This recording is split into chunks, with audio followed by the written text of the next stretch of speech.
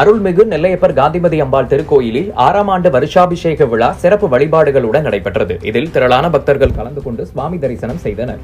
நெல்லை மாவட்டத்தின் பிரசித்தி பெற்ற அருள்மிகு காந்திமதி அம்பாள் உடனுறை நெல்லையப்பர் திருக்கோயிலில் கடந்த 2018ஆம் ஆண்டு திருப்பணிகள் செய்யப்பட்டு கும்பாபிஷேக விழா வெகு விமர்சையாக நடைபெற்றது.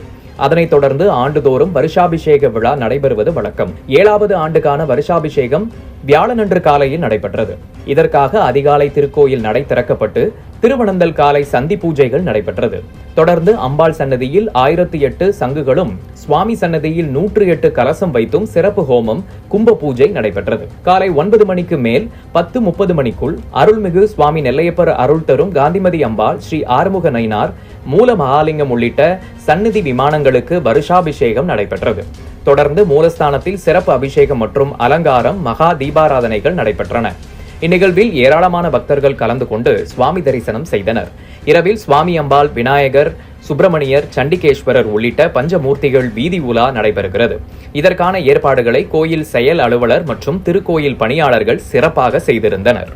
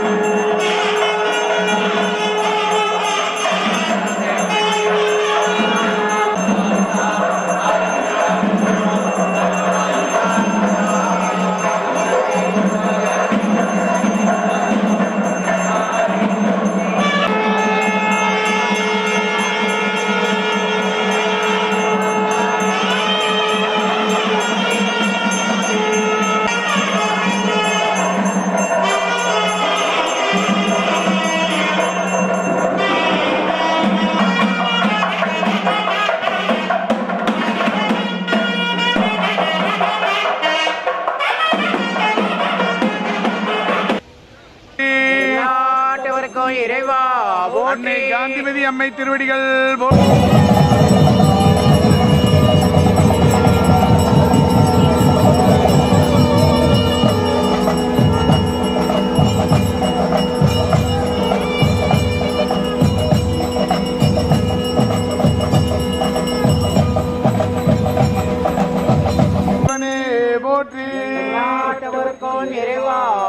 அன்னை காந்திமதி அம்மையுடனாய சுவாமி நெல்லையப்பர் பெருமான் திருவடிகள் போற்றி.